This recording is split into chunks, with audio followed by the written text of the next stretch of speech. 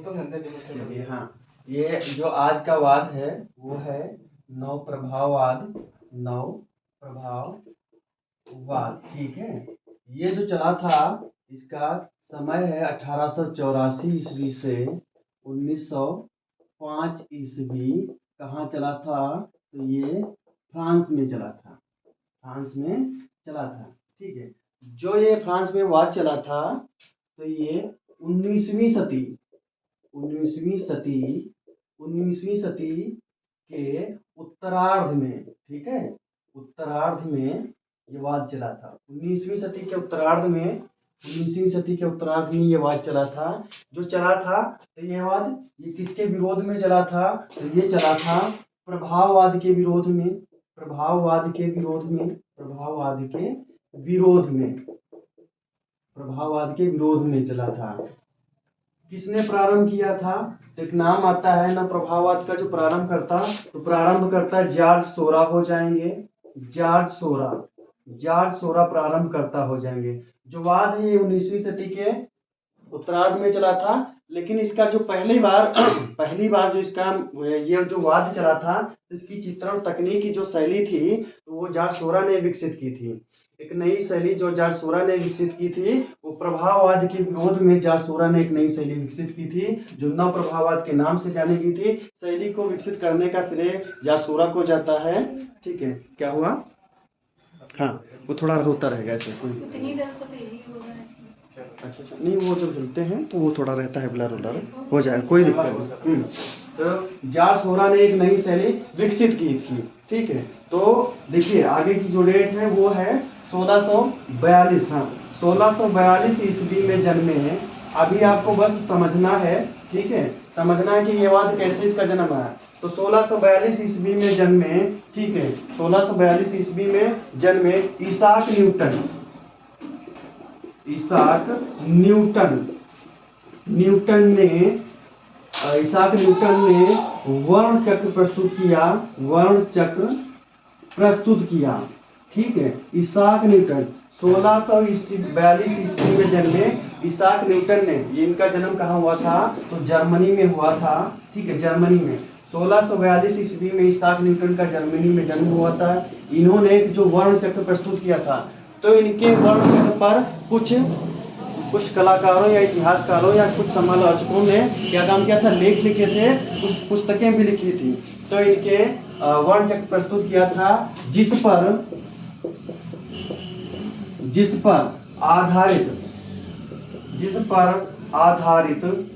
पर आधारित पुस्तकें थी, ठीक है। कौन? जॉन वोल्फगांग वान गॉथे। क्या नाम था? पहला नाम था जॉन वोल्फगांग वान गाफ्ते। इन्होंने एक पुस्तक प्रकाशित की थी। कौन पुस्तक थी? Theory of colour.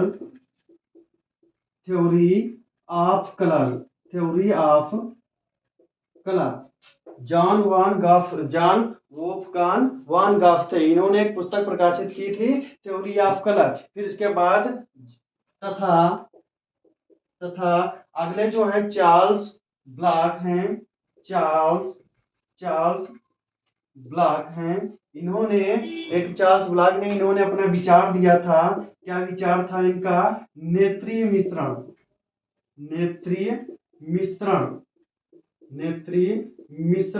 इन्होंने नेत्रीय मिश्रण का विचार दिया था।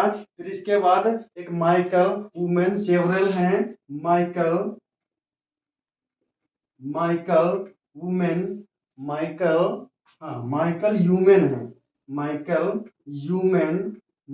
यूमेन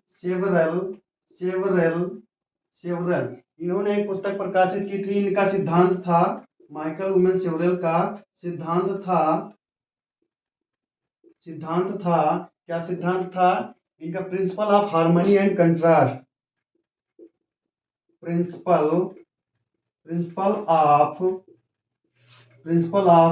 हार्मनी एंड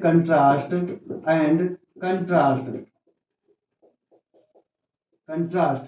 इन कलाकारों ने इन कला समालोचकों ने अपनी पुस्तक प्रकाशित की और इन्होंने सिद्धांत या विचार जो भी रखा मत, जो किस पे रखा, इसाक न्यूटन के वर्ण चक्र पर, इस पर प्रस्तुत किया इन्होंने।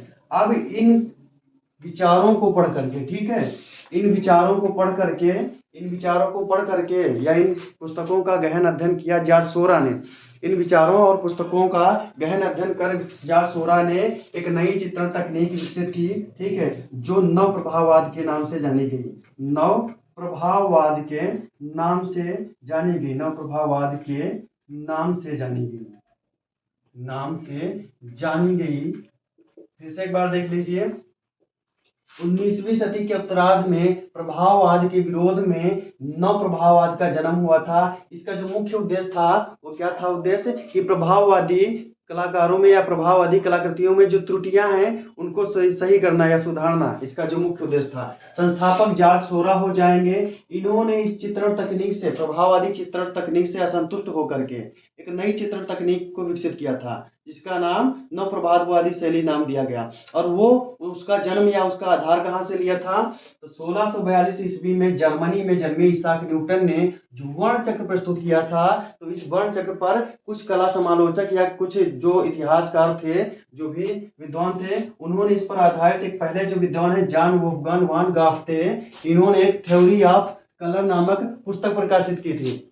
थ्योरी ऑफ कलर नामक पुस्तक प्रकाशित की। दूसरे हैं चार्ल्स ब्लाग। इन्होंने विचार जो प्रस्तुत किया था वो क्या था? नेत्री मिश्रण इन्होंने विचार दिया था। फिर है माइकल ह्यूमन सेवरल। इनका सिद्धांत था प्रिंसिपल ऑफ हार्मनी एंड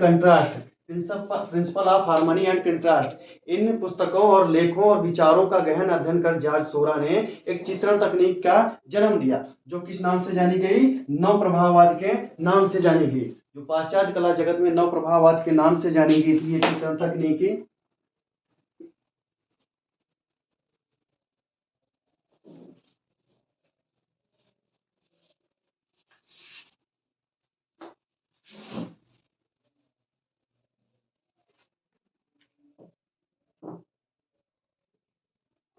ठीक, जिनका गहन अध्ययन कर जॉर्ज सोरा ने एक नई तकनीक का जन्म दिया, वो क्या थी? नव प्रभाववाद के नाम से जानी गई थी। ठीक, अगला पॉइंट है कि नव प्रभाववाद कला आंदोलन का नव प्रभाववाद कला आंदोलन का नव प्रभाववाद कला आंदोलन का प्रभाववादियों कलाकृतियों की त्रुटियों की नव प्रभाववाद कला आंदोलन प्रभाववादियों कलाकृतियों की त्रुटियों की प्रक्रिया स्वरूप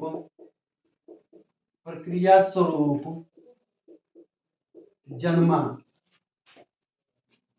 हुआ। नव प्रभाववाद की कलाकृतियों की त्रुटियों की प्रक्रिया स्वरूप जन्म हुआ। ठीक है, जिसका मुख्य उद्देश्य था,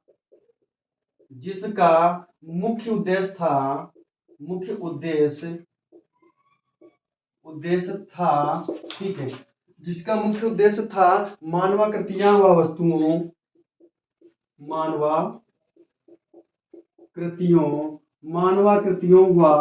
वस्तुओं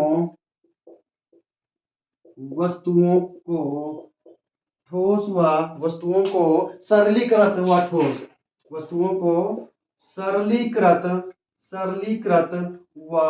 ठोस रूप में चित्रित करना,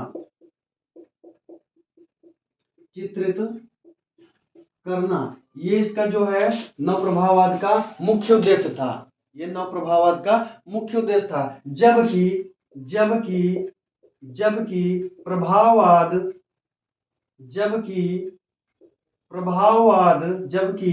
प्रभाववाद का मूल उद्देश्य जो भी था वो क्या था? वस्तु पर पड़ने पढ़ने वाले विभिन्न प्रकार के पढ़ने वाले प्रकाश व वातावरण का विभिन्न प्रकार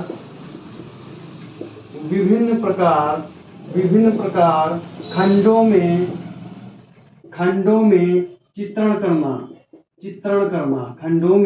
चित्रण करना ये था प्रभाववाद का मूल कारण या मूल उद्देश्य या जो मूल चित्रण शैली थी। ठीक है, देखिए नव प्रभाववाद कला आंदोलन प्रभाववादियों की कलाकृतियों की कृतियों की प्रक्रिया स्वरूप जन्म हुआ। ठीक है, जिसका मुख्य उद्देश्य क्या था, तो नव प्रभाववाद का जो मुख्य उद्देश्य था मानवाकृतियों व वस्तुओं को सरलीकृत व ठोस रूप में चित्रित करना, जबकि प्रभाववाद का मूल उद्देश्य या मूल कारण या मूल संरचना या मूल शैली जो भी थी वो क्या था, वस्तु पर पड़ने वाले प्रकाश व वातावरण को विभिन्न प्रकार खंडों में चित्रित करना। ऐसे आप कह सकते हैं, समझ सकते हैं कि प्रकाश के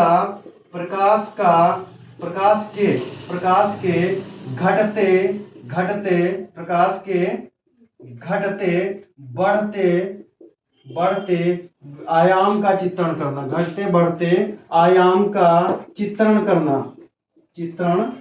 करना। ठीक है, ये था प्रभाववाद का मूल उद्देश्य या मतलब मूल कारण। ठीक है, ये था प्रभाववाद का। ठीक, और नव प्रभाववाद में इन्होंने वस्तु और मानवतियों को ठोस और सरलीकृत में चित्रित करने का कार्य किया था। तो इस प्रकार ये जो नव प्रभाववाद के विरोध में या प्रक्रिया स्वरूप जन्म हुआ। समझ में आया? प्रभाववाद की त्रुटियों को सुधारने के लिए इसका जन्म हुआ। संस्थापक कौन थे? जॉर्ज सोरोस संस्थापक हो जाएंगे। ठीक है, चलिए अब देखते हैं, एक पॉइंट और है, वो पॉइंट इंपॉर्टेंट है।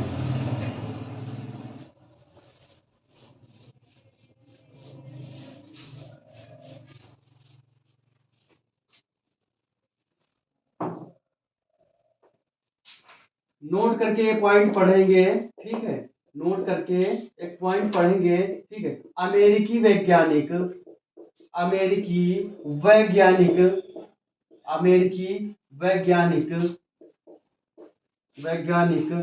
निकोलस रूड है। हाँ, Odean Nicholas rude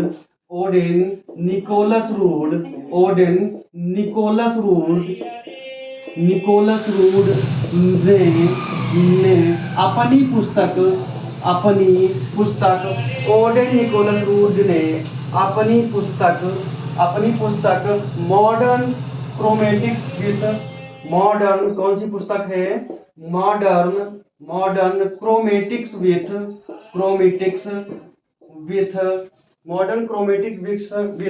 application to art and industry application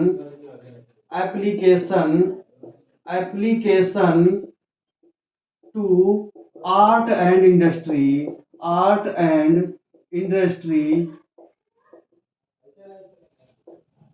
and industry में modern chromatics application to art and industry में modern chromatics with application to art and industry में रंगों संबंधी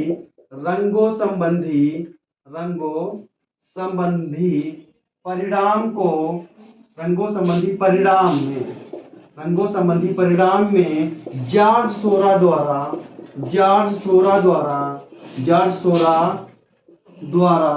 विकसित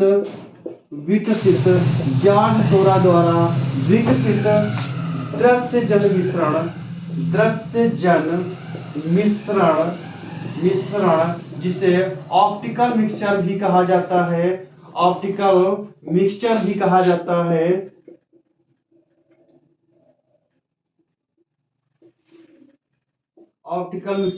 जाता है। दृश्य जन मिश्रण को तीव्र बताते हुए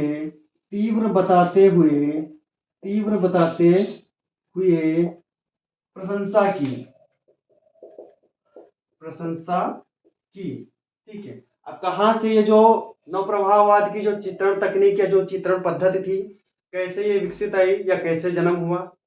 का कैसे विकास हुआ, किसके विरोध में हुआ, ये चीजें सामने आ गई आपके। फिर इसके बाद आप देखेंगे सीधे कि वाद की स्थापना कब हुई, किसके विरोध में, और कौन कौन से कलाकार हैं, क्या विषय रहे, क्या मूल उद्देश्य था, वो चीजें आप देखेंगे। ठीक है, तो इस प्रकार इस वाद का जन्म हुआ। अब देखते हैं, सीधे सीधे मोटी मोटी चीजों को उठाकर चलेंगे। ठीक है, जो नव प्रभाववाद है तो 1884 से 1905 ईस्वी फ्रांस में चला। 1905 ईस्वी फ्रांस में चला। अन्य नाम की बात करें तो अन्य नाम इसके बहुत बहुत ही महत्वपूर्ण रहते हैं, पूछा जाता है अन्य नामों से भी कि इस नाम से किस वाद को जाना जाता है। ठीक है, जो नव प्रभाववाद है इसे खंडनवाद भी कहा जाता है। खंडनवाद, खंडनवाद या विखंडनवाद, विखंडनवाद। ठीक है, दूसरा हो जाएगा विभक्तिवाद, विभक्तिवाद। हाँ, खंडनवाद, क्योंकि बिंदुओं के माध्यम से यहाँ पर चित्रण किया था तो वो अलग अलग बिंदुओं को रखा गया था। वही खंडनवाद या विभक्तिवाद या पॉइंटलिज्म या डिवाइडेशन या डिवाइडलिज्म। ठीक है, या विखंडनवाद, एक ही बात है। ठीक है, फिर क्या है, विभाजनवाद, विभाजनवाद। फिर अगला है बिंदुवाद, बिंदुवाद, बिंदुवाद। बिंदुवाद के नाम से ध्यान रखना, ठीक है, पूछा जाता है खंडनवाद के नाम से, बिंदुवाद के बाद, बिंदुवाद के नाम से। फिर है अगला ज्योतिर्वाद, ज्योतिर्वाद। हाँ, ज्योतिर्वाद। फिर है प्रकाशवाद, प्रकाशवाद। ये इसके अन्य नाम हो गए, खंडनवाद या विखंडनवाद, विभक्तिवाद, विभाजनवाद, बिंदुवाद, ज्योतिर्वाद, प्रकाशवाद। तीनों नाम, ये जितने भी नाम है इस वाद के, सारे नाम श्रेष्ठ रहेंगे या इंपॉर्टेंट महत्वपूर्ण रहेंगे। ठीक है, रंगों की चमक के कारण इसे प्रकाशवाद कहा गया था और ज्योतिर्वाद कहा गया था। दोनों बिंदुवाद, विभक्तिवाद और विखंडनवाद और खंडनवाद, ये किस लिए कहा गया था, क्योंकि यहाँ पर जो चित्रण कार्य किया गया था, जो चित्रण शैली थी वो किस प्रकार की थी, पॉइंटलिज्म। ठीक है, पॉइंटलिज्म। ठीक है, हाँ, बिंदु तय तरीके से यहाँ पर चित्रण कर किया गया था, जिस कारण इसे बिंदुवाद या खंडनवाद या विभक्तिवाद कहा जाता है। हाँ, प्रकाशवाद भी कहा जाता है। यहाँ पर जो रंगों को, यानी रंगों की चमक के कारण इसको प्रकाशवाद का नाम दे दिया गया था। ठीक है, अब देखिए कि यहाँ का जो प्रथम चित्र है, प्रथम चित्र कौन सा है, प्रथम चित्र स्नान स्थल है, स्नान स्थल।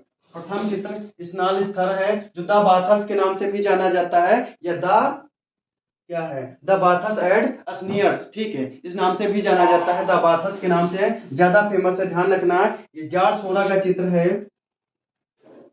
जॉर्ज सोरा का चित्र है। ठीक है, जॉर्ज सोरा का चित्र है, ये 1884 का चित्र है, तैल माध्यम में बना हुआ है,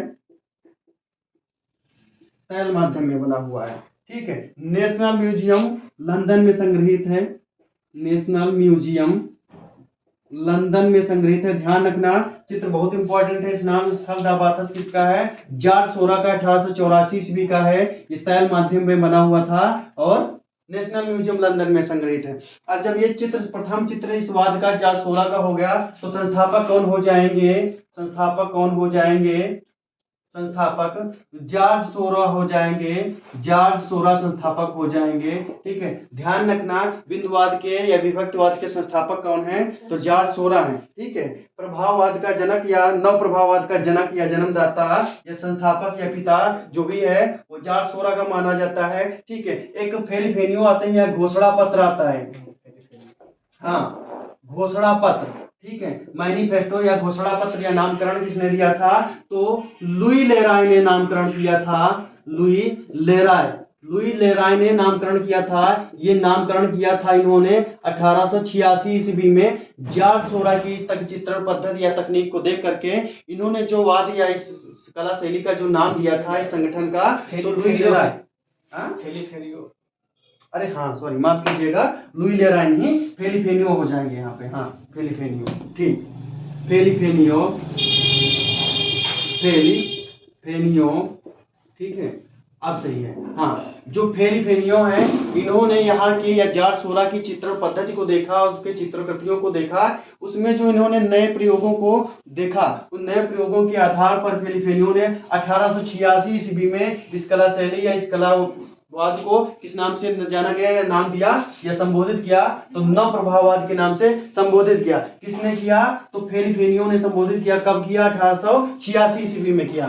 तो घोषणा पत्र की जब बात आती है तो किसने किया था? फेलिफेनियो ने लिखा था घोषणा पत्र में। ठीक है, अब घोषणा पत्र में जब फेलिफेनियो ने इसका नामकरण किया तो चाहे घोषणा पत्र की बात आए या फिर नामकरण की बात आए, वो बात एक ही रहती है लगभग। संस्थापक की बात आती है, जनक की बात आती है, या शुरुआत या प्रारंभकर्ता की बात आती है, पिता की बात, तब जारसोरा हो जाएंगे। प्रथम चित्र स्नान स्थल जारसोरा का 1884 का है, तैल माध्यम में है। ये नेशनल म्यूजियम लंदन में संग्रहित है।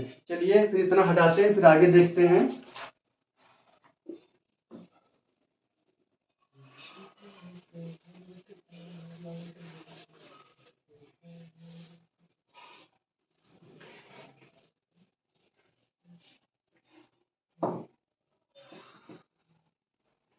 प्रभाववाद या हाँ प्रभाववाद नहीं, नव प्रभाववाद का उद्देश्य, नव प्रभाववाद का उद्देश्य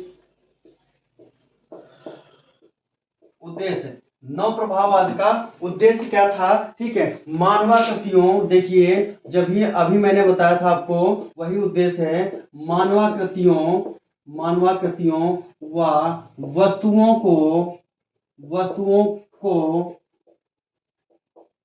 सरलीकृत व ठोस रूप में अंकित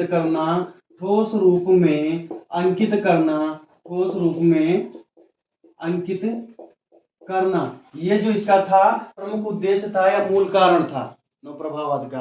ठीक है, क्या मूल कारण का था? मानवाकृतियों व वस्तुओं को सरलीकृत व ठोस रूप में अंकित करना, ये मूल कारण हो गया। ठीक है, इसे सिद्धांत भी कह सकते हैं। फिर अगला है नव प्रभाववाद की देन। नव प्रभाववाद की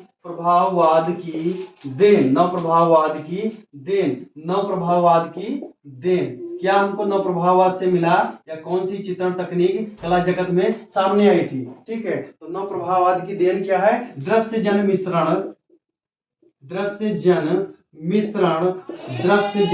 मिश्रण या ऑप्टिकल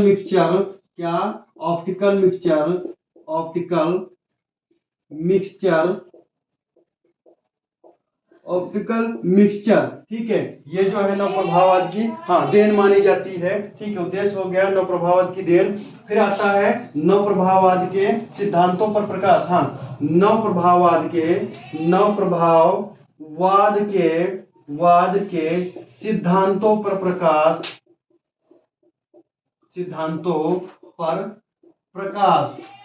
नव प्रभाववाद के सिद्धांतों पर प्रकाश। ठीक है, तो 1899 ईस्वी में, देखिए 1899 ईस्वी में पॉल सिग्नाक की पुस्तक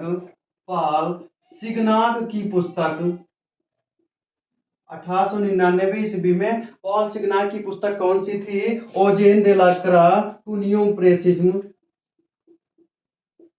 ओजेन दे ला क्रा, ओजेन या ओजीन या ओगीन, ओजेन दे ला क्रा टू नियो इम्प्रेसिज्म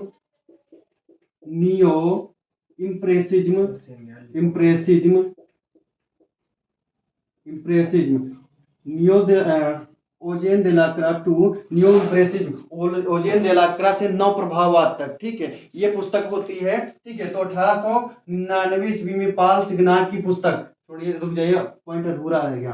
पॉल सिग्नाक की पुस्तक कौन सी थी? ओजेन दे ला क्रा टू नियो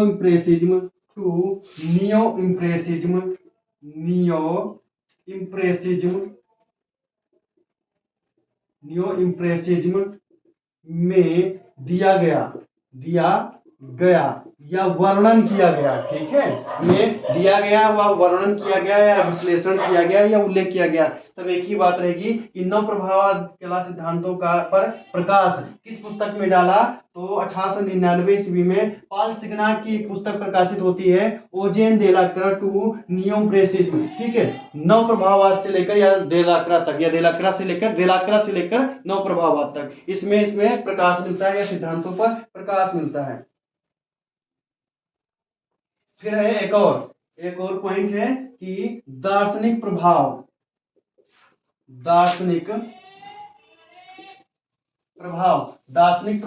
किसका था? दार्शनिक प्रभाव भी है, विरोध में हो गया, ठीक है। जन्म का कारण दार्शनिक प्रभाव नहीं होगा, जन्म का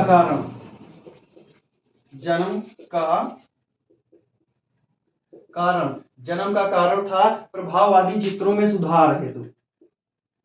प्रभाववादी चित्रों में सुधार हेतु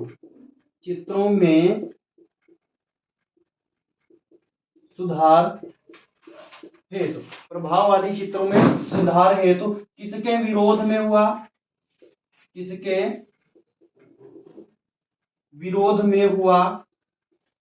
विरोध में इसका जन्म हुआ? तो प्रभाववाद के विरोध में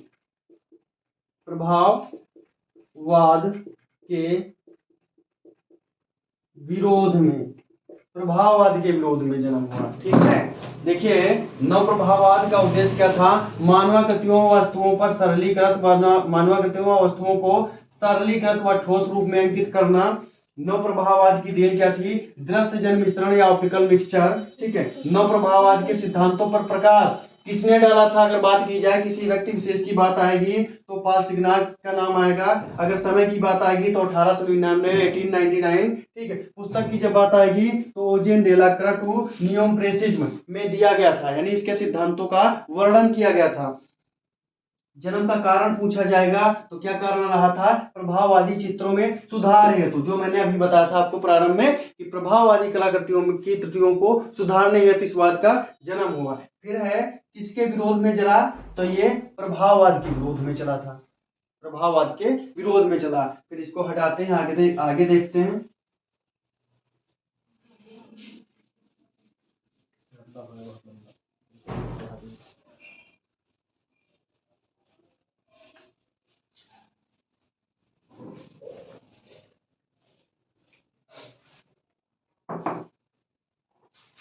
अगला जो पॉइंट है वो है चित्रांकन तकनीक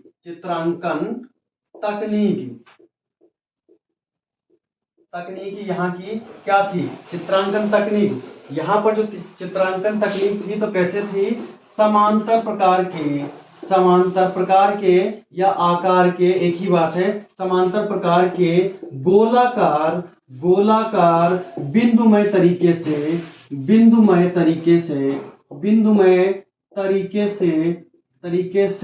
चित्रण करना, बिंदुमय तरीके से चित्रण करना, ठीक है। ये तकनीक थी जिसे क्या नाम दिया गया था? ठीक है, जिसे बिंदुवादी तकनीक कहा गया था। बिंदुवादी पद्धति, ठीक है। एक पॉल गॉगिन है, इन्होंने क्या नाम दिया था? ये इस तकनीक को क्या नाम दिया था? जॉर्ज सोरा की तकनीक को। जॉर्ज सोरा की इस तकनीक को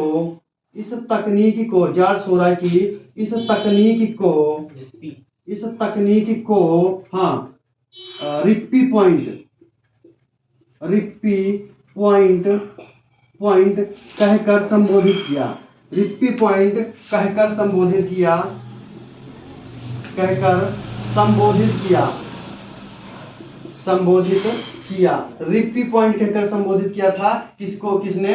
तो पॉल गॉगिन ने, ठीक है।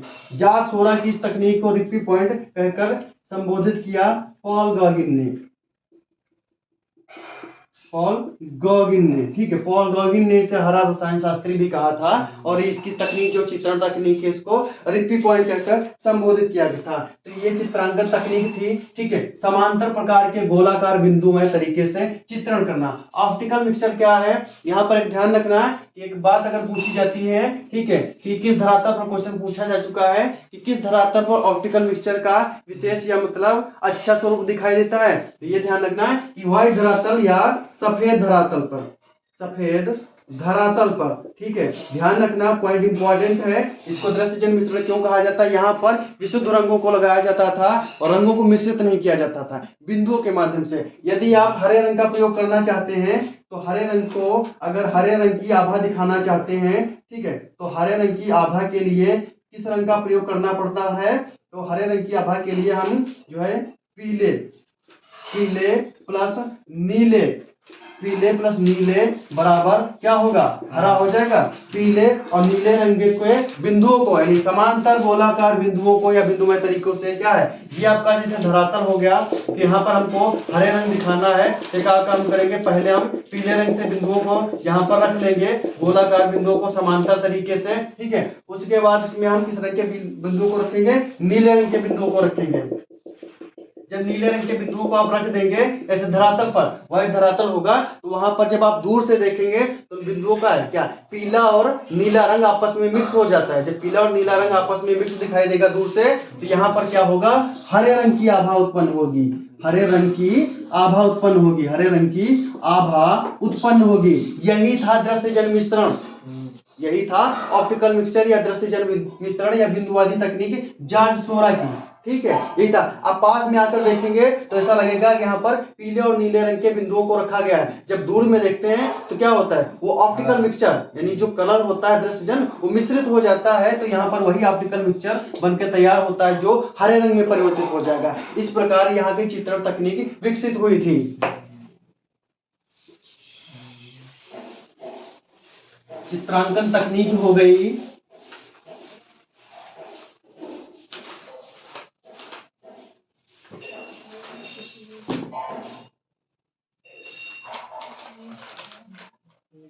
ठीक। अब देखिए चित्रण विषय क्या है, चित्रण विषय, चित्रण विषय, ठीक। चित्रण विषय ठोस ज्यामितीय आकार, ठोस ज्यामितीय आकार, आकार ठोस ज्यामितीय आकार, मानवाकृतियों, मानवाकृतियां, मानवाकृतियां, मानवाकृतियां, स्टूडियो के अंदर के चित्र, स्टूडियो, स्टूडियो के अंदर के चित्र, अंदर के चित्र, स्टूडियो के अंदर के चित्र, चित्रों में त्रिआयामी प्रभाव दिखाना, चित्रों में त्रिआयामी प्रभाव दिखाना, त्रिआयामी प्रभाव दिखाना, चित्रों में त्रिआयामी प्रभाव दिखाना, बाह्य जगत के चित्र या बाह्य दृश्य के चित्र, बाह्य दृश्य के चित्र, इस प्रकार का यहाँ का ये चित्रण विषय था, ठीक है। इस प्रकार का यहाँ का ये चित्रण विषय था। प्रथम प्रदर्शनी, प्रथम प्रदर्शनी, प्रथम प्रदर्शनी की जब बात आती है तो कुछ बुकों में क्या है 1883 मिलती है, फिर 1884 मिलती है, फिर 1886 मिलती है, ठीक है, 1886 ईस्वी, ठीक है। ये दो डेटे हैं जो 1884 और 86, ये दो डेटे जो है तर्कसंगत मानी जाएंगी, ये उतना अच्छी या इंपॉर्टेंट नहीं मानी जाएगी, ठीक है। ये जो है दो डेटे तक मानी जाएगी इंपॉर्टेंट, क्योंकि 1884 ईस्वी में जॉर्ज सोरा का जो प्रथम चित्र बनता है, ठीक है, स्नान स्थल, उस स्नान स्थल से इसकी इस वाद की प्रारंभ या शुरुआत माना जाता है, शुरुआत मानी जाती है इस वाद की, इसलिए ये डेट जो इंपॉर्टेंट रहती है। फिर उसके बाद प्रदर्शनी में कलाकृतियों को किसने घोषणा पत्र दिया था, हेलीफेनियो ने। हेलीफेनियो ने जब 1886 ईस्वी में जॉर्ज सोरा की कलाकृतियों को देखा, तब उन्होंने घोषणा पत्र में उस कलाकृतियों को जो नाम दिया गया था उस प्रदर्शनी में, तो 1886 ईस्वी में इन्होंने नामकरण किया था, नामकरण किया था, ठीक है। किसने किया था, हेलीफेनियो ने किया था, हेलीफेनियो ने किया था, ठीक है। जिसलिए ये डेट भी इंपॉर्टेंट मानी जाती है। अगर आपके पास अगर डेट की बात आती है, ठीक है, प्रथम प्रदर्शनी की बात, अगर ये तीनों हैं तो फिर इसको आप ये चुन लेंगे, या तो तीनों तो आएंगे नहीं कहीं, नहीं, खैर तीनों नहीं आती हैं, इतना जो विवादित क्वेश्चन नहीं देगा आयोग, ठीक है, कि आप भी कुछ भी करो, ऑब्जेक्शन करो, कोर्ट कचहरी करो, हम भी कोर्ट कचहरी करें, तो इतना ऑब्जेक्शन नहीं करेगा, ठीक है। इसमें से एक डेट होगी जो भी, तो वो आप चुन लेंगे, ठीक है। वैसे हमने दो डेटें इंपॉर्टेंट बता दी, ये इंपॉर्टेंट रहेगी। ये हो गई प्रथम प्रदर्शनी की डेट। अब चलिए देखते हैं कलाकारों की सूची या कौन कौन से कलाकार यहाँ पर जुड़े हुए हैं। सूची में हम उन सारे कलाकारों के नाम बताएंगे जो यहाँ से संबंध रखते हैं, बाकी डिटेल में हम उन कलाकारों को बताएंगे जो यहाँ से महत्वपूर्ण रखते हैं।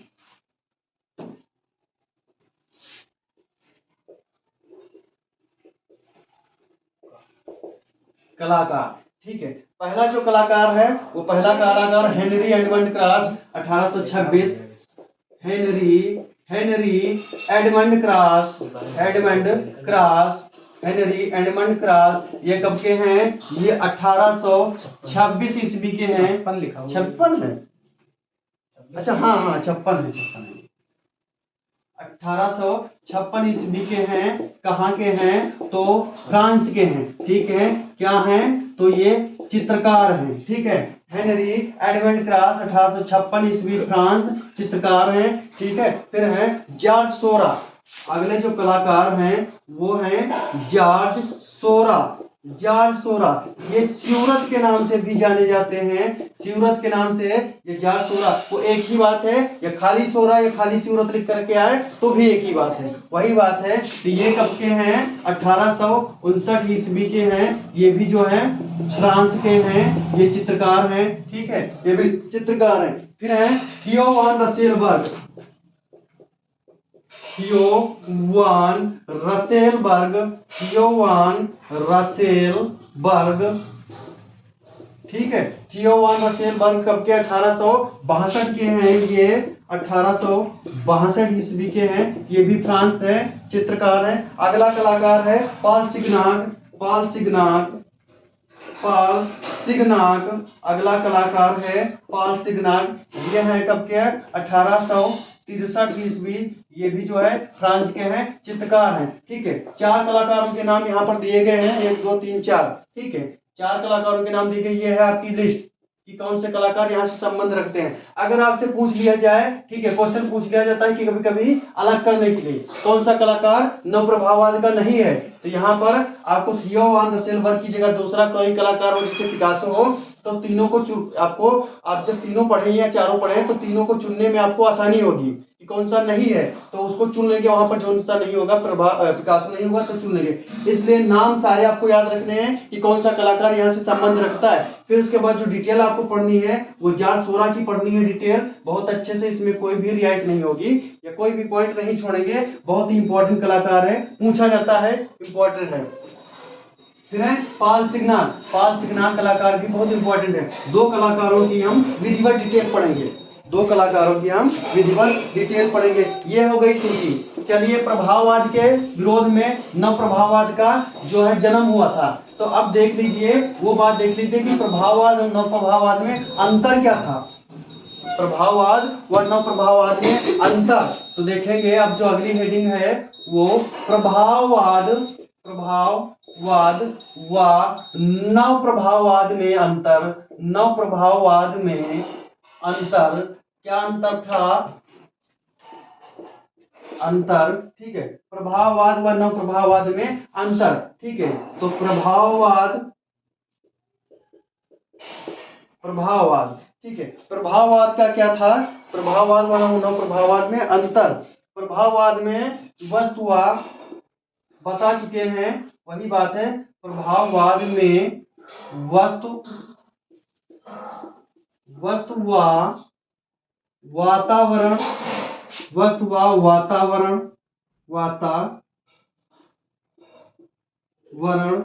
पर पड़ने वाले प्रकाश का एक ही चित्र में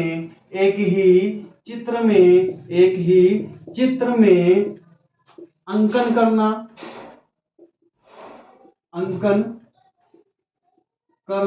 जैसे क्या कह सकते हैं? घटते बढ़ते प्रकाश का चित्रण करना। घटते बढ़ते प्रकाश का चित्रण करना। ठीक है, घटते बढ़ते प्रकाश का चित्रण हो गया। ये प्रभाववाद के बारे में होगी बात।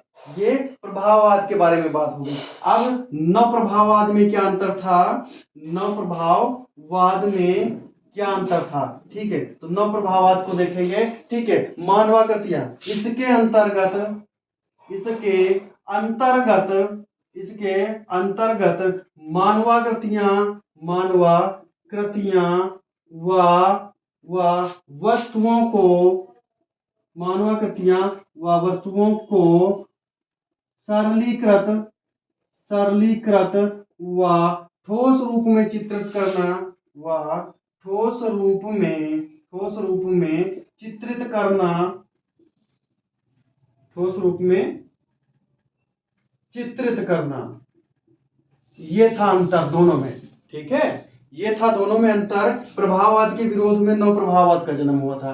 प्रभाववाद की त्रुटियों को सुधारने के लिए ये वस्तु पर पड़ने वाले प्रकाश के वातावरण का चित्रण करते थे, घटते बढ़ते प्रकाश को एक ही चित्र में चित्रित करके दिखाते थे। और जो नव प्रभाववादी कलाकार थे, इन्होंने मानवाकृतियों को इन्होंने प्रमुख विषय बताया और वस्तुओं को सरलीकृत बना करके चित्रण किया। ये इनका प्रमुख उद्देश्य था। इन्होंने क्या इसकी त्रुटियों को सुधारने हेतु इसका जन्म हुआ था। जन्मदाता जार्ज सोरा बहुत महत्वपूर्ण है। ये हो गई प्रभाववाद, नव प्रभाववाद की डिटेल। अब देखते हैं जो दो कलाकारों को आपको पढ़ना है, उन दो कलाकारों पे बात कर लेते हैं।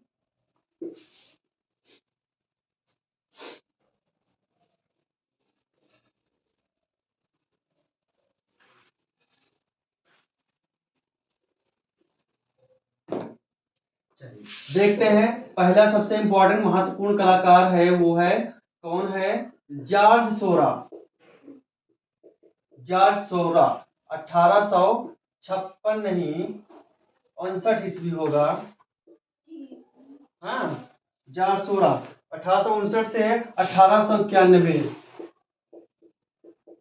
कहाँ? तो फ्रांस में जार्ज सोरा 1859 से 1891। जार्ज सोरा, ठीक है।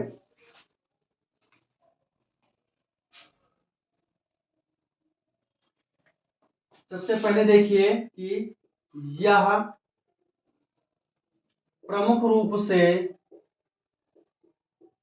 रूप से चित्रकार के रूप में जाने जाते हैं। ये बहुत महत्वपूर्ण है कि कौन चित्रकार है या कौन क्या है, कौन मूर्तिकार है या चित्रकार है। ये पॉइंट बहुत महत्वपूर्ण रखता है हर कलाकार के संबंध में। ये प्रमुख रूप से चित्रकार के रूप में जाने जाते हैं, चित्रकार के रूप में जाने जाते हैं, जाने जाते हैं, जाने जाते हैं। ठीक है, इनकी कला शिक्षा कब हुई थी? इनकी कला शिक्षा हुई थी, इनकी कला शिक्षा कहाँ से हुई थी? Ecole des Beaux art college, Ecole des बियाक्स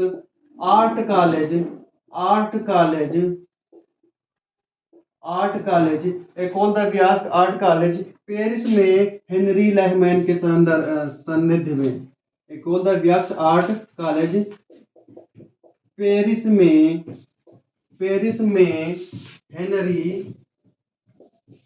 Henry Lehmann के सानिध्य में। तो कला गुरु इनके कौन हो जाएंगे?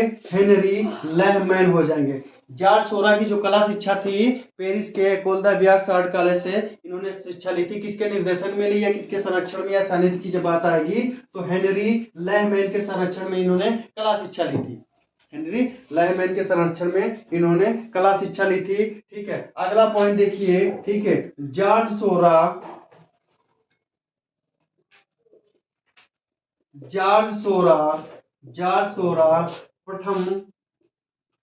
प्रथम बिंदुवादी कलाकार जार्ज सोरा प्रथम बिंदुवादी कलाकार के नाम से भी जाने जाते हैं, कलाकार के नाम से भी जाने जाते हैं, नाम से भी जाने जाते हैं। ठीक है, प्रथम बिंदुवादी कलाकार या बिंदुवादी कलाकार, ठीक है, नाम से जाने जाते हैं। ध्यान रखना, बहुत इंपॉर्टेंट है ये पॉइंट, ध्यान रखना। अगला पॉइंट है कि पॉल गॉगिन ने इनके उपहास स्वरूप, ठीक है, उपहास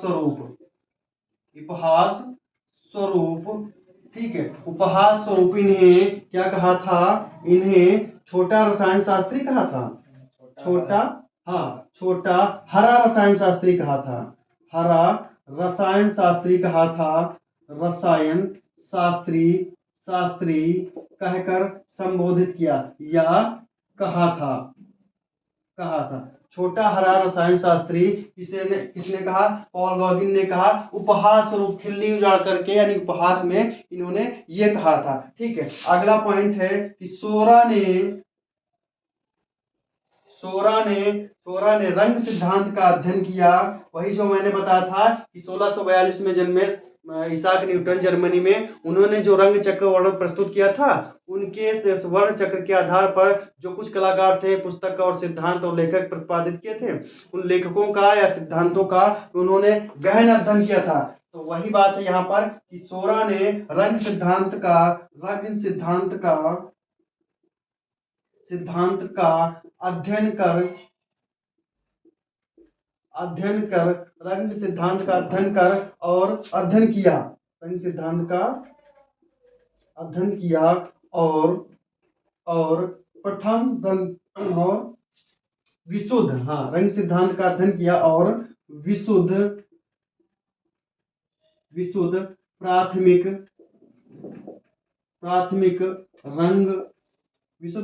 रंगों के माध्यम से विशुद्ध प्राथमिक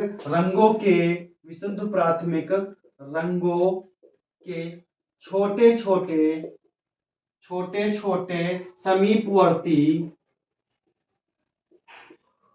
समीपवर्ती बिंदुओं को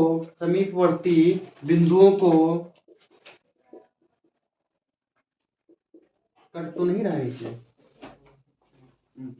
समीपवर्ती बिंदुओं के रूप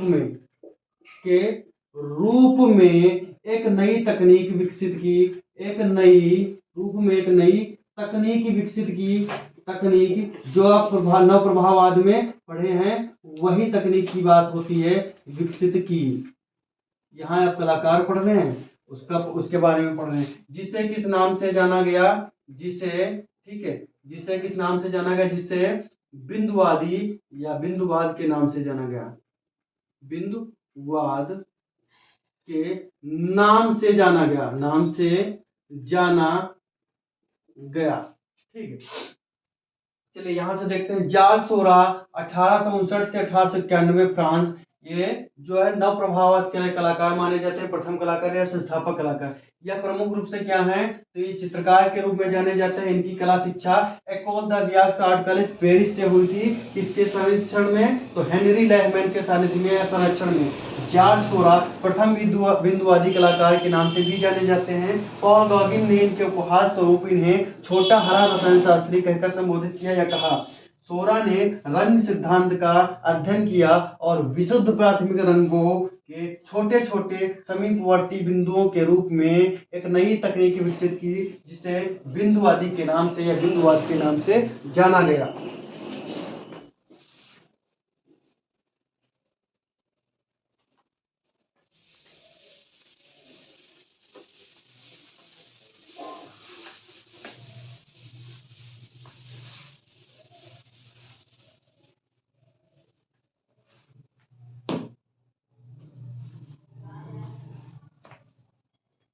अगले हैं एक कलालोचक हैं, क्या है उनका नाम है? उपन्यासकार जेरिस्काल मुइसमान। क्या नाम है? जेरिस्काल मुइसमान।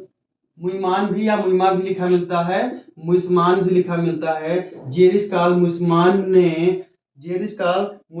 ने सोरा की रंगांकन पद्धति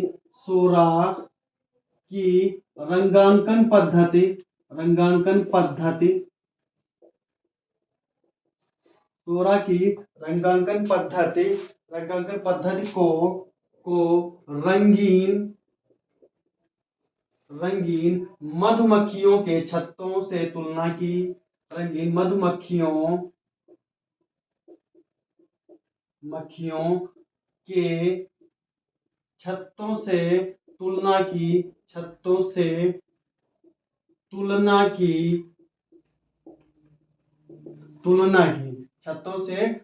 की। ठीक है, अगला पॉइंट है जॉर्ज सोरा ने बरगंडी के नॉर्मंडी लिखा हुआ है।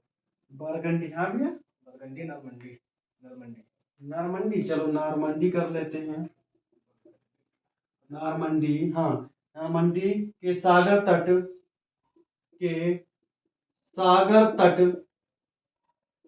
के दृश्य चित्रों का निर्माण किया, दृश्य चित्रों का निर्माण किया, ठीक है, निर्माण किया। फिर अगला पॉइंट है, एक निकोलस पुशिन थे, इन्होंने आदर्श चित्रकार कहकर संबोधित किया। निकोलस पुशिन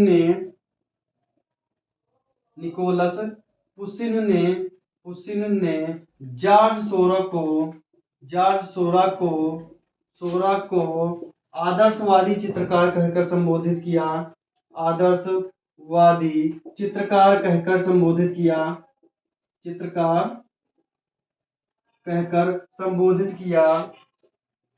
आदर्शवादी चित्रकार कहकर संबोधित किया। अगला पॉइंट है कि जॉर्ज सोरा को नव प्रभाववादी शैली का प्रवर्तक माना जाता है। जॉर्ज सोरा को नव प्रभाववादी शैली का प्रवर्तक माना जाता है। जॉर्ज सोरा को नव प्रभाववादी शैली का प्रवर्तक माना जाता है।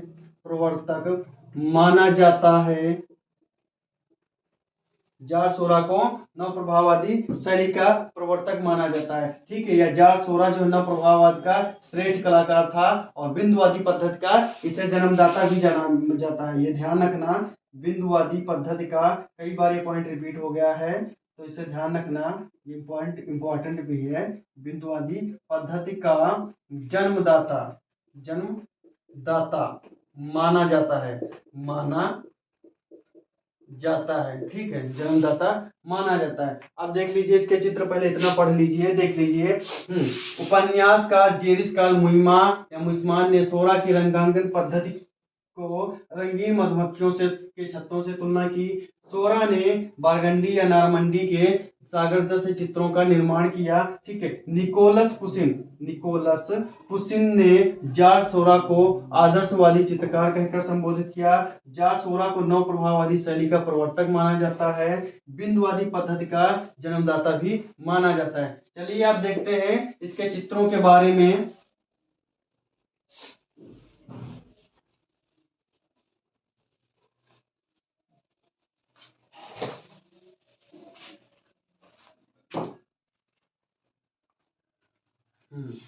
चित्रों के बारे में बात कर ली जाती है। अब चित्र देखिए, जो पहला चित्र है, ठीक है, चित्र पहला इंपॉर्टेंट चित्र है और काफी बड़ा चित्र है, लेकिन इसको लिखते हैं शॉर्ट फॉर्म में, शॉर्ट चित्र लिखते हैं। ठीक है, क्या है? संडे आफ्टरनून,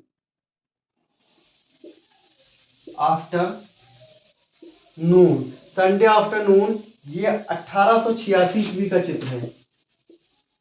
1886 ईस्वी का चित्र है। पूरा नाम इसका ला ग्रांड जात द्वीप में रविवारी दोपहर, क्या नाम है? पूरा नाम देख लीजिए, ला ग्रांड जात द्वीप में, द्वीप पर रविवारी दोपहर, हिंदी में पूरा नाम है, इंग्लिश में इतना संडे आफ्टरनून लिख दिया है मैंने। ठीक है, संडे आफ्टरनून 1886 का है ये कब किस माध्यम में है? तो तैल माध्यम में है चित्र। ठीक है, तैल माध्यम में है। संग्रहित कहाँ है? इंस्टीट्यूट ऑफ शिकागो, इंस्टीट्यूट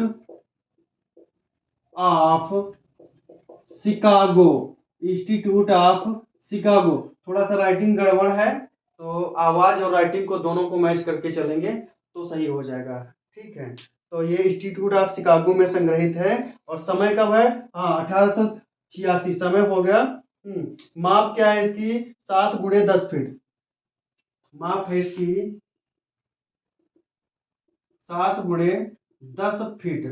ठीक है, बृहद आकार का ये चित्र माना जाता है, बृहद आकार का ये चित्र माना जाता है। जॉर्ज सोरा ने लगभग 6 चित्रों का निर्माण किया था बृहदाकार। उन 6 चित्रों में ये श्रेष्ठ चित्र माना जाता है, ध्यान रखिएगा। ठीक है, तो संडे आफ्टरनून 1886, 1884 से 1886 मिलती है, कहीं कहीं 1886 ही लिखी मिलती है, तो 1884 से 86 कर लेते हैं। तैल माध्यम में है, इंस्टीट्यूट ऑफ शिकागो में संग्रहित है। हिंदी में क्या है, ला ग्रांड दीप जात पर रविवारी दोपहर। माप इसकी क्या है, 7x10 फीट बृहदाकार। इसने कुल 6 बृहदाकार के चित्रों का निर्माण किया था। उन 6 चित्रों में ये चित्र इंपॉर्टेंट माना जाता है। ये चित्र हो गया। फिर है द प्री, द प्री तैल माध्यम में है चित्र। ठीक है, फिर है एफिल टावर।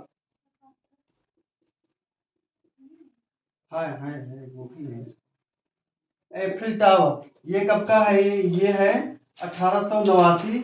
ये भी है, तैल माध्यम में है। फिर है स्नान स्थल, बहुत इंपॉर्टेंट चित्र है। स्नान स्थल, स्नान स्थल,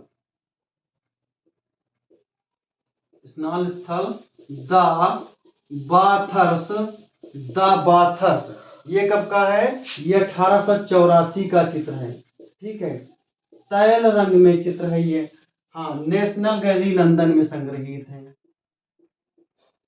नेशनल गैलरी लंदन में संग्रहित है ये चित्र। ठीक है, फिर अगला है सर्कस, बहुत इंपॉर्टेंट है ये दोनों चित्र। सर्कस, सर्कस ये कब का है, 1896 का है। ये भी जो है तैल माध्यम में है। ये लुब्र संग्रहालय पेरिस में संग्रहित है। लुब्र संग्रहालय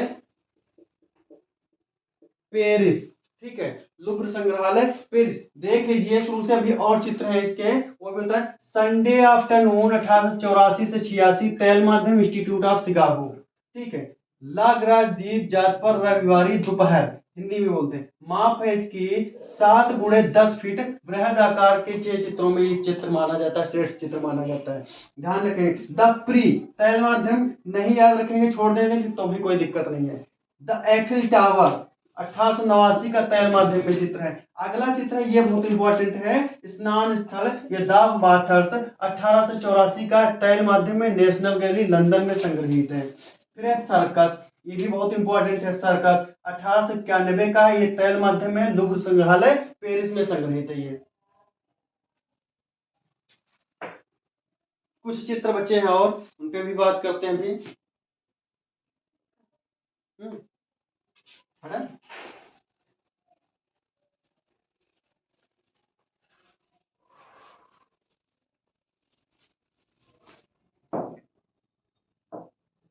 फिर अगला जो चित्र है वो है श्रृंगार। ठीक है, क्या मेकअप। ठीक है, फिर है श्रृंगार के बाद है circus side show, circus side show. ठीक है, सर्कस साइड शो। फिर है द बार्बर है।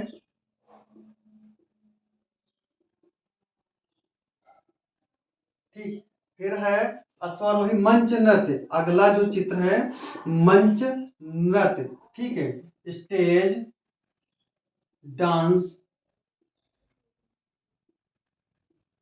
ठीक है, स्टेज डांस ये सभी जो है तैल माध्यम में है। ठीक है, यहाँ पर जो आपको रखना है याद, श्रृंगार ये मंच नृत्य जो है स्टेज डांस। ठीक है, इसको ध्यान रखेंगे, बाकी नहीं छोड़ देंगे। ये जो है कलाकार हो गया, ये कलाकार हो गया। मंच डांस ये जो है मंच नृत्य या स्टेज डांस तैल माध्यम में, इसको ध्यान रखेंगे, बाकी छोड़ देंगे। बाकी उधर संडे आफ्टरनून और सर्कस और द बाथर्स वो चित्र इसके बहुत इंपॉर्टेंट है। ये कलाकार हो गया, लगभग लगभग हो गया। मैंने उन चीजों को आपको बता दिया है। ठीक है, जो आपको जानकारी में मैंने दी है चीजें, वो लगभग पूछे जाने वाली चीजें हैं, उन चीजों को मैंने आपको बताया है। एक कलाकार और पढ़ेंगे। ठीक है, पाल सिग्नाल अगला कलाकार है। आज खत्म हो जाएगा ये नव प्रभाववाद। ठीक है, पाल सिग्नाल,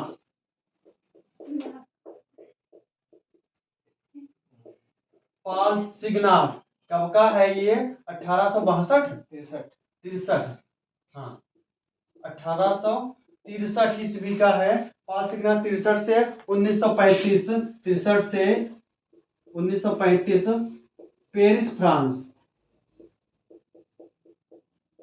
पेरिस फ्रांस का ये कलाकार है। ठीक है, ये भी जो है नव प्रभाववादी श्रेष्ठ कलाकार माना जाता है पाल सिग्नाक। ठीक है, अब देखेंगे कि पाल सिग्नाक है क्या। तो पहले ये जो है चित्रकार है, ठीक है, फिर क्या है, लेखक है, लेखक है, फिर क्या है, कवि है, ठीक है, कवि के बाद है वास्तुकार भी है। ठीक है, वास्तुकार बाद में हो जाए, पहले चित्रकार, लेखक, कवि, वास्तुकार और समालोचक। कवि या यहाँ पर लेखक के बाद समालोचक, जो लेखक होता है वो आलोचना भी करता है, तो ध्यान रखना, लेखक या समालोचक, उसके बाद कवि, फिर वास्तुकार। ठीक है, वास्तुकार ये है। ठीक है, और क्या कहे जाते हैं ये, देखिए अगला पॉइंट है वो, ये जॉर्ज सोराक का अनुगामी चित्रकार कहा जाता है इसे, या अनुगामी चित्रकार माना जाता है। अनुगामी चित्रकार, चित्रकार माना जाता है, माना जाता है। अनुगामी का चित्रकार का मतलब होता है पीछे पीछे चलने वाला। जैसे कि आप जो रास्ता दिखा रहे हो, हम उसी रास्ते पे पीछे पीछे चल रहे हैं, तो क्या है, हम आपके अनुगामी हैं। तो ये जॉर्ज सोरा का अनुगामी चित्रकार माना जाता है। चित्रकार, लेखक, कलालोचक या कवि और वास्तुकार। ठीक है, अगला जो पॉइंट है, ठीक, अगला क्या पॉइंट है, इसके चित्रों में देखो कुछ चीजों के नाम आते हैं, तो उनको देख लेते हैं क्या है। इसके चित्रों में, चित्रों में बंदरगाह, बंदरगाह, ठीक है, समुद्र का चमत्कारी दृश्य, समुद्र का चमत्कारी दृश्य, समुद्र का चमत्कारी दृश्य, फिर क्या है, रंगों से रेखांकन करना, रंगों से रेखांकन करना, रेखांकन करना,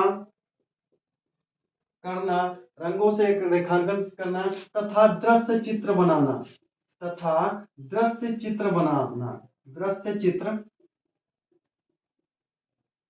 बनाना। ठीक है, आदि प्रमुख विशेषता थी, या आदि विशेषता थी किसके चित्रों की, पाल सिग्नाक के चित्रों की विशेषता थी। ठीक है, क्या विशेषता थी, इनके चित्रों में बंदरगाह, समुद्र का चमत्कारी दृश्य, रंगों से रेखांकन करना तथा दृश्य चित्र बनाना आदि विशेषता थी पाल सिग्नाक की। क्या जॉर्ज सोरा का अनुगामी चित्रकार माना जाता है, चित्रकार है, लेखक या समालोचक, कवि और वास्तुकार है। ठीक,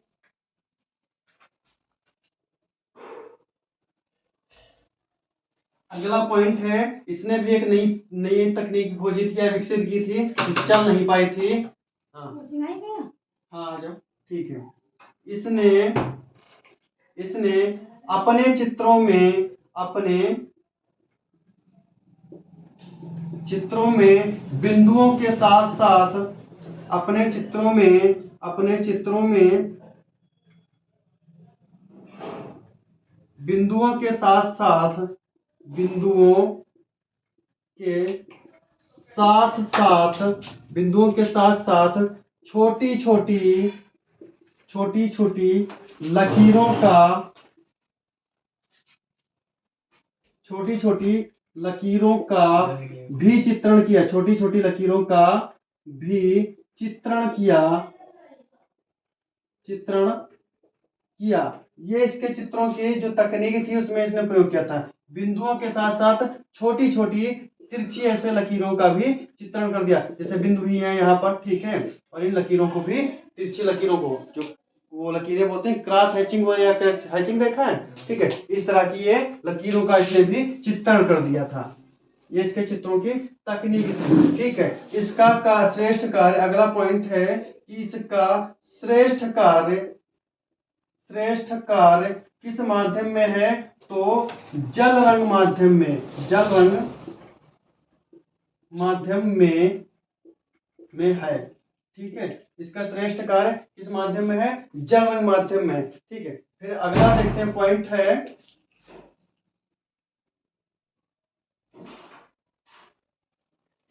यहाँ पे जो वास्तुकार है, वास्तुकार के बाद दर्शन शास्त्री भी लिखेंगे आप,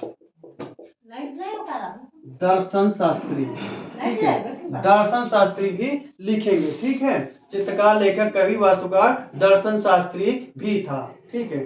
फिर अगला पॉइंट है, लास्ट पॉइंट है, ठीक है, क्या है, इसने 1899 ईस्वी में, वही पुस्तक, इसने 1899 ईस्वी में 1899 ईस्वी में Eugene Delacroix, Eugene Delacroix, Delacroix to neo impressionism, neo impressionism, impressionism पुस्तक प्रकाशित की, पुस्तक प्रकाशित की, नियो इम्प्रेसिज्म पुस्तक प्रकाशित की, जिसमें क्या था, नव प्रभाववाद या नियो इम्प्रेसिज्म का सिद्धांतों का विवरण दिया गया था। ये कलाकार इतना ही पढ़ेंगे आप, ठीक है। बहुत इंपॉर्टेंट कलाकार है हर एग्जाम के लिए, नेट, टीजीटी, पीजीटी, जो भी एग्जाम हो जहां वेस्टर्न पूछी जाती है। पॉल सिग्नाक 1863 से 1935 पेरिस फ्रांस में जन्म हुआ था। चित्रकार है, लेखक, समालोचक, कवि, वास्तुकार और दर्शन शास्त्री भी रहा। जॉर्ज सोरा का अनुगामी चित्रकार माना जाता है पॉल सिग्नाक, पीछे पीछे चलने वाला, ठीक है। इसके चित्रों में बंदरगाह, समुद्र का चमत्कारी दृश्य, रंगों से रेखांकन करना तथा दृश्य चित्र बनाना आदि विशेषता थी इसके चित्रों की, ठीक है। इसने क्या किया, इसने अपने चित्रों में बिंदुओं के साथ साथ छोटी छोटी रेखाओं का भी चित्रण किया। इसका जो श्रेष्ठ कार्य किस माध्यम में है, तो जल रंग माध्यम में है। 1899 ईस्वी में ओजेन देलाक्रा टू नियो इम्प्रेसिज्म पुस्तक प्रकाशित की थी, जिसमें नव प्रभाववादी सिद्धांतों पर प्रकाश डाला था इसने। तो क्या है, लेखक भी है, ये पुस्तक भी इंपॉर्टेंट है, ये कलाकार हो गया, ठीक। अब इसके चित्रों को देख लेते हैं।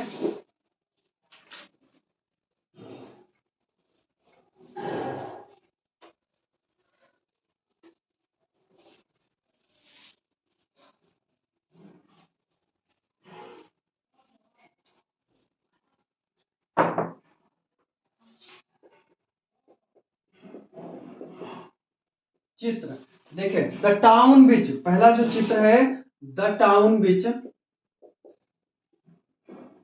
टाउन बीच तैल माध्यम में है ये है कब का, 1878 का चित्र है, ठीक। फिर है संडे, अगला है संडे, संडे है, ये 1888 से 1890 ईस्वी का है, ठीक है। फिर पोर्ट्रेट ऑफ फेलिफेनियो, ये बहुत इंपॉर्टेंट चित्र है। पोर्ट्रेट, पोर्ट्रेट, पोर्ट्रेट होगा भाई, पोर्ट्रेट ऑफ फेलिफेनियो, फेलिफेनियो, फेलिफेनियो यानी फेलिफेनियो का व्यक्ति चित्र या सभी चित्र बहुत इंपॉर्टेंट है। इसका ये सबसे ज्यादा इंपॉर्टेंट चित्र माना जाता है। ये न्यूयॉर्क संग्रहालय, न्यूयॉर्क संग्रहालय में संग्रहित है, ठीक, न्यूयॉर्क संग्रहालय में। फिर है ब्रेकफास्ट, 4 नंबर है ब्रेक फास्ट, ब्रेकफास्ट, ब्रेकफास्ट 1886 से 1887 का है चित्र। वोमेन एट द वेल, अगला चित्र है 5 नंबर, ये भी इंपॉर्टेंट चित्र है। Women, women at the well, women at the well 1892 का चित्र है। फिर है डिजीनर, छोड़ देंगे। The papal palace Avignon, 6 number, ये भी इंपॉर्टेंट है। द पेपल, 2 है और papal palace, palace Avignon, Avignon, papal palace Avignon, ये है 1900 का, 1900 का चित्र। लास्ट चित्र है ग्रांड केजल Canal Venice, Grand, Grand Canal Venice, Grand Canal Venice, ये 1905 का है। ये इसके कुछ चित्र हैं। पहला चित्र याद रखेंगे द टाउन बीच, ठीक है, 1887 चित्र याद रखेंगे, माध्यम और इसका समय याद करने की नहीं जरूरत है।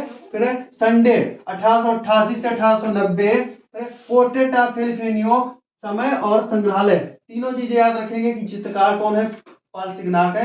पोटेटा फिलिपिनियो 1890 न्यूयॉर्क संग्रहालय। ब्रेकफास्ट है ब्रेकफास्ट 1886 से 1887। समय की कोई जरूरत नहीं, एक चित्र इसका दो याद रखेंगे, दो ये द टाउन बीच और ये पोटेटा फिलिपिनियो। फिर वुमेन एट द वेल, ये ध्यान रखेंगे, ये इंपॉर्टेंट चित्र है। फिर अगला चित्र है द पेपल पैलेस एग्विन 1900 ईस्वी का है ये। फिर ग्रांड कैनल वेनिस 1905 ईस्वी का चित्र है। ये कलाकार समाप्त हो गया। नव प्रभाववाद में आपको दो कलाकार पढ़ने इंपॉर्टेंट थे, वो मैंने पढ़ा दिया है आपको, ठीक है। अब जो अगला वाद होगा इसके बाद वो उत्तर प्रभाववाद होगा। मैंने चीजों को आपके सामने जो प्रस्तुत किया है, थोड़ा सा कमेंट बॉक्स में बताइएगा कि कैसे प्रस्तुत किया, कैसे लगी। जो कमियां हैं उनको भी बता दीजिएगा, तो मैं कोशिश करूंगा अपनी कमियों को सुधारने के लिए, और ये कोशिश करूंगा कि ये चीजें जो हैं आपके सामने अच्छे से प्रस्तुत कर सकूं। धन्यवाद।